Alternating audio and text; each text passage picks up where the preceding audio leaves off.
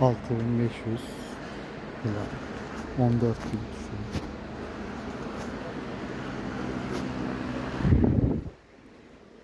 Şu üflemeli 34 derece derecesine ayarlanıyor.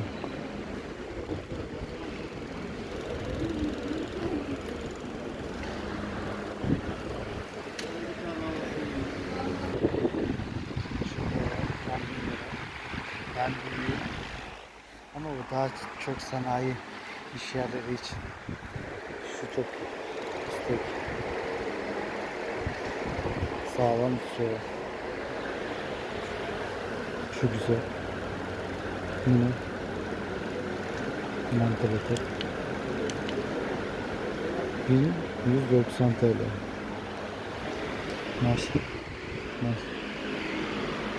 Maşallah.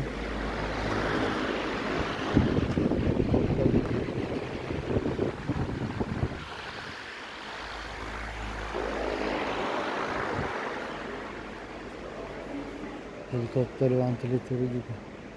10,5. Deminkiler herhalde.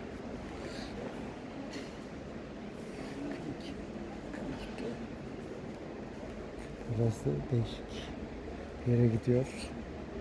Geçebilir miyiz buradan? Biz nerelerden geçtik? Buradan geçemeyeceğiz. Değişik bunlar. Hortum. Zıvır zıvır.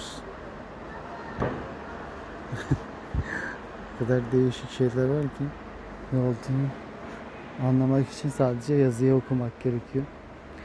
Başka türlü çıkarmaz. İmkansız. Bunlar şey zaten aspiratörmüş. Gezin. Arabanın üstüne konulan neydi? Çadırlık galiba. Bunlar da şömineler.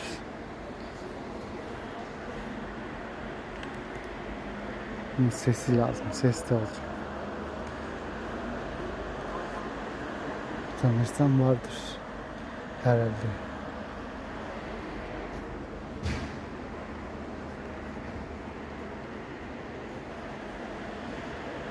Bu çıt çıt çıt çıt çıtır sesleri gelecek ki anlamı olsun.